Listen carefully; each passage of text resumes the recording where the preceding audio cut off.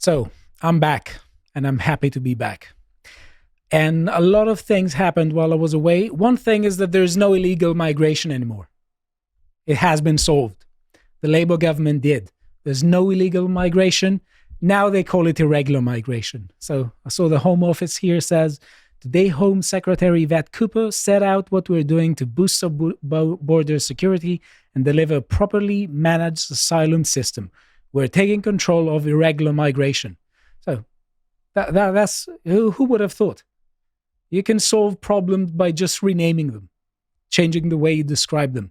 That's what the left loves, especially when they're playing conceptual engineering. And that's more substantial than people may think. It's not just wordplay. They want people to start using the term irregular migration, so the questions of illegality fly under the radar. Even within their own internal logic, it doesn't make sense because it's not irregular. It's all the time. They're coming over here in boats constantly. Yeah. Some other things that happened while I was away happened in Leeds. I checked Twitter at some point and it was on fire.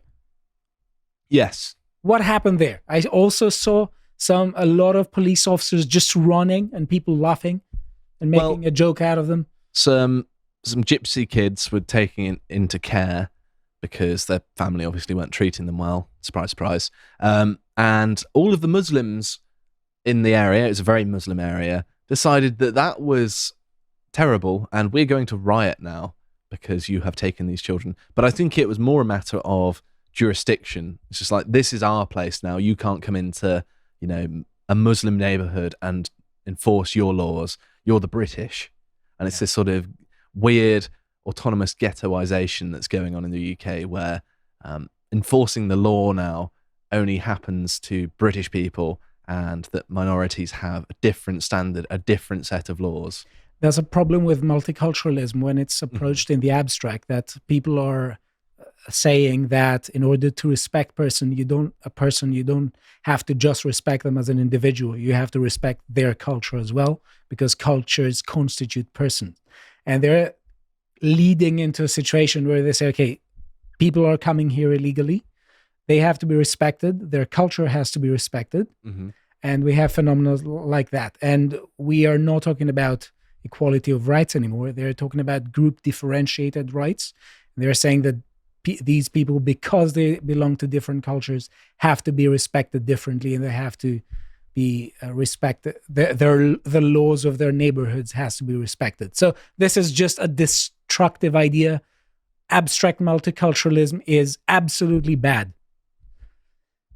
So, and this sends the message of generalized impunity.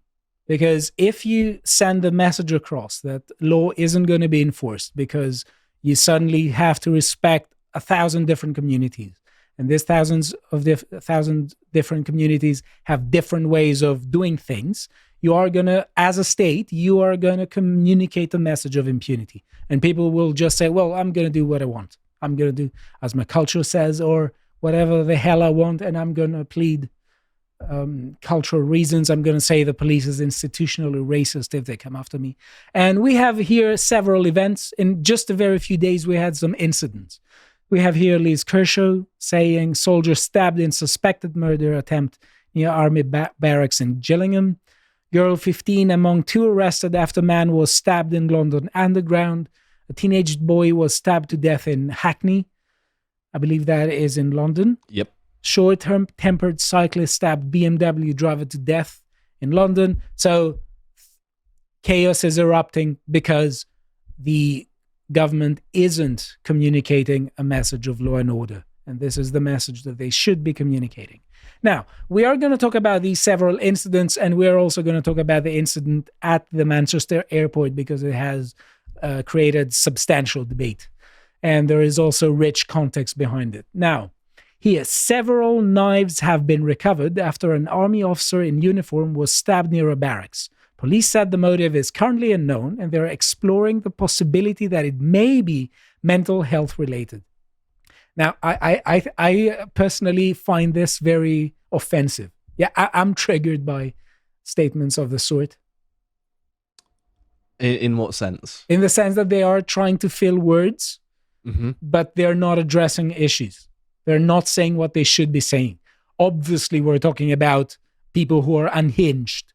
When someone comes with a motorcycle, has two knives, 10-inch each, and stabs a random stranger. Mm-hmm. Yeah, and then we're told it may be mental health related. Well, yeah, okay, Captain Obvious was here. That doesn't mean that there isn't more to it, because there are all sorts of layers there. You could have also terrorists who are mentally ill. I mean, the correlation must be really high. I'm not surprised. Yeah. Yeah, but they are saying it as if they are saying something important, as if they're saying something substantial, which opens the question: why are you saying this? Are you suggesting that this isn't necessarily an issue of mental illness? So we have here from the Telegraph: wife's blood-curdling screams as soldier stabbed by masked attacker. Motive remains unknown as detectives try to piece together terrible events that unfolded on Tuesday night. And we have here an article that I think you should all read about the incident. We had basically an army officer, 45-year-old, a lieutenant colonel called Mark Teaton, who was 200 yards from the Brompton barracks in Kent. And a stranger came on a motorcycle. He had two knives, and he just attacked him from behind. And For he no started, reason, seemingly. For no... no clear reason. No reason that we know of. And luckily, he is alive. He's struggling for his life. His wife helped also.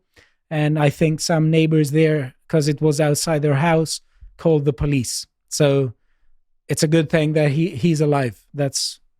We should say this. And we have here the picture. This is Lieutenant Colonel Mark Teaton. He was in the course manager for the Royal School of Military Engineering Regiment for almost 6 years. And he was the victim of the attack. He also ran 45 miles just last month to mark the 80th anniversary of D-Day and to raise money for veterans' mental health support. So he seems like an honest family man to me. Yeah. And I imagine that this guy probably isn't. I think that based on the act he performed, we can safely say that he is a bad person. That's an understatement of the year, yeah. This is you can see the evil in his eyes. Hassan, 24, has been charged with attempted murder after a soldier was attacked in Gillingham on Tuesday. And there are some accounts that he was licking the blood from the knives. So that's sort of African behavior, isn't it? You know, the consumption of blood of someone that you've killed. It's uncivilized and unhinged behavior that has zero room in any civilized nation. Yeah, well, zero place. He has zero room to be alive, as far as I'm concerned.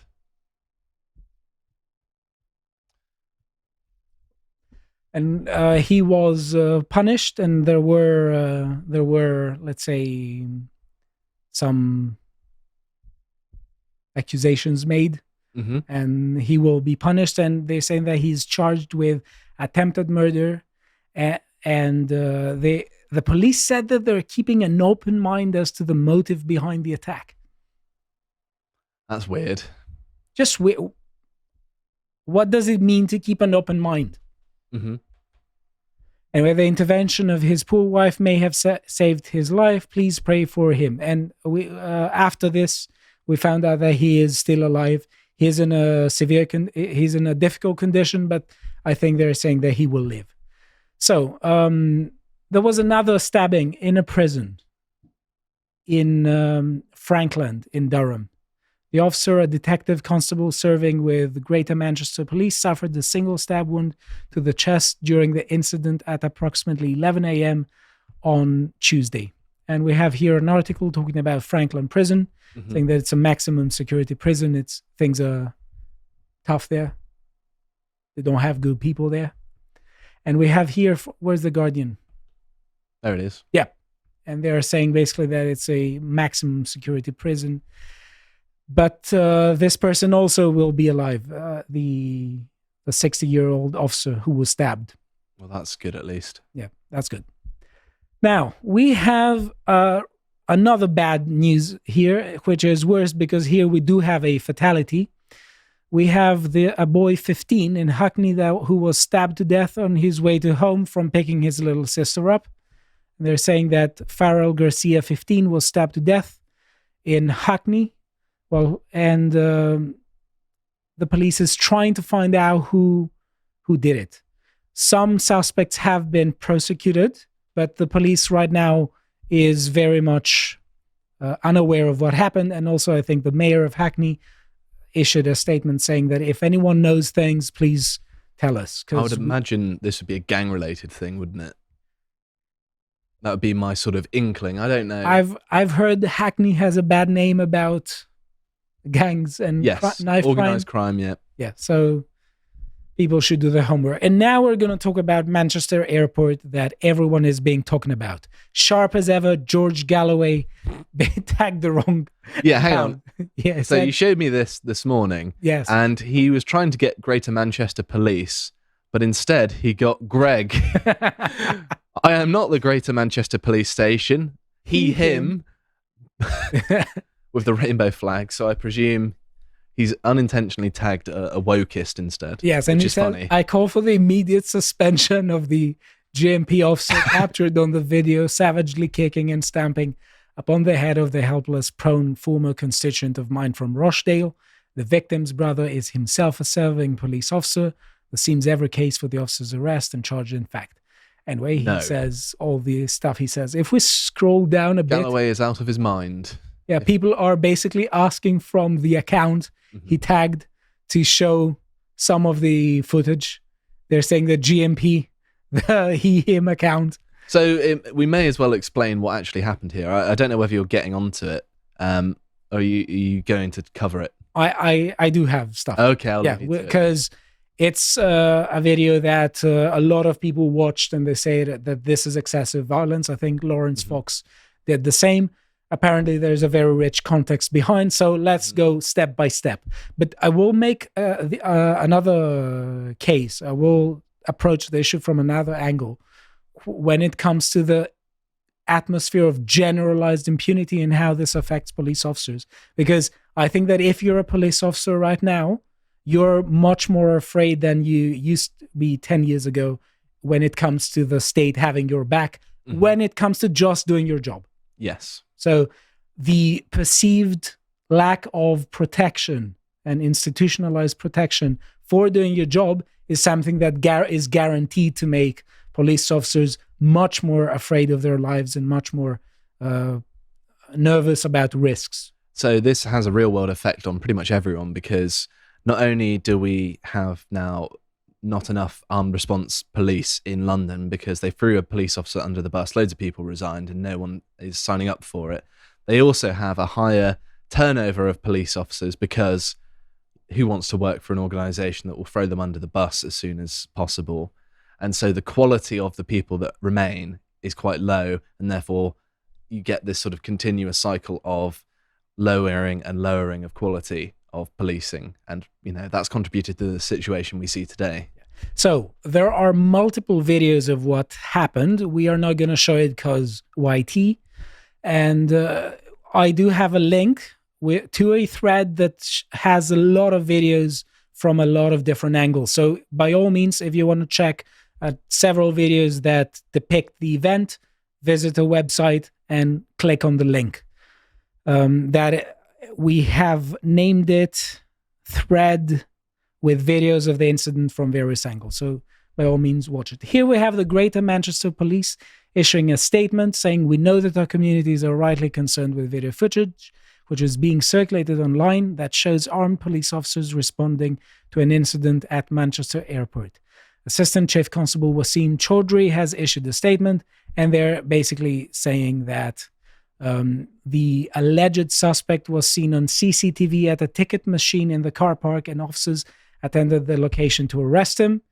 During the response, 3 officers were assaulted. So we're not talking about someone who just complied, someone who regularly and casually said, well, I'm in an airport. I hate being in an airport. I want to go home as quick as possible, or I want to visit my destination as quick as possible. So let's get it over with. Let's get things done with. We're talking about someone who who assaulted 3 officers. 1 female officer suffered a broken nose, and the other officers were forced to the ground and suffered injuries which required hospital treatment. So what I've heard of what's gone on so far is that they were Muslim men who protested against their women being searched, as is pretty standard in most airport security, ironically enough, because of Muslim people. So, they're the reason we have to do this, because of, terrorists coming from Islam. And they objected to that, which they should have known would be a thing, and started attacking people. And I think that anything short of being shot, they should be grateful for, because if you start rampaging in an airport, that is what's going to happen to you. I mean, you're causing panic, mm-hmm. and panic can also lead to physical harm. But also, if you look at here, I mean, we have an article basically talking about the context that you mentioned, so I don't have to go through it again. Yeah, so yeah, this is unacceptable behavior. And think of it this way: everyone is being checked. Everyone goes through security checks, and for good reason. Because there were some people in the past that used airplanes to do bad things. Yeah? And make us all be afraid and run the risk of harm. Yeah, so yes, you're going to be searched. There's zero reason why people should be accepted from this. And if people don't comply, well, obviously the security should do something about it. So we have the different angles, and we have the BBC here saying that the police officer was suspended after the airport kicking video. So there is something to be said about this, and the thing that's got everyone riled up is he's on the ground and the police officer stamps on his head, basically. But it's worth mentioning he is holding, is it either a taser or a gun in his hands? He's not going to then put it on the floor and then use his hands to detain him. All he's got is his feet. Otherwise, he's going to have to use what's in his hands, which would be worse than being stomped, to be honest. I think if people just look at the video, they are going to think that the force is excessive. I will say that I'm trying to form an informed judgment from several perspectives. I do think that, for instance, when I just looked at the video, I thought it was excessive use of force for one reason, because he was detained and he was on the floor. And there's the argument to be made that the policeman isn't there to act on personal beefs, even if his police, if his own friends and colleagues were hurt, the police officer is representing the state. That's one way to look at it. The other way to look at it is that, when you have an incident that is prolonged, it's very easy for people to make legalistic arguments and just talk down to this police officer. So it's a messy issue. Here we have a Muslim man is issuing a statement saying that all officers in today's Manchester airport altercation need to be arrested and suspended, or they will unleash protests like you've never seen before. No mention, of course, of the female officer with broken nose caked in her own blood, suffering obvious PTSD. And this comes back to what we were saying in the beginning, that there are laws.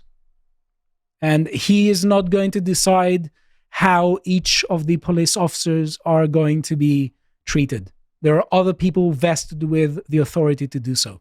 So when they just come out and they say all officers, this is very suspect. And he doesn't even talk about the specific officer who did the something. Well, it's Muslims basically coming into this country and telling us what to do, isn't it?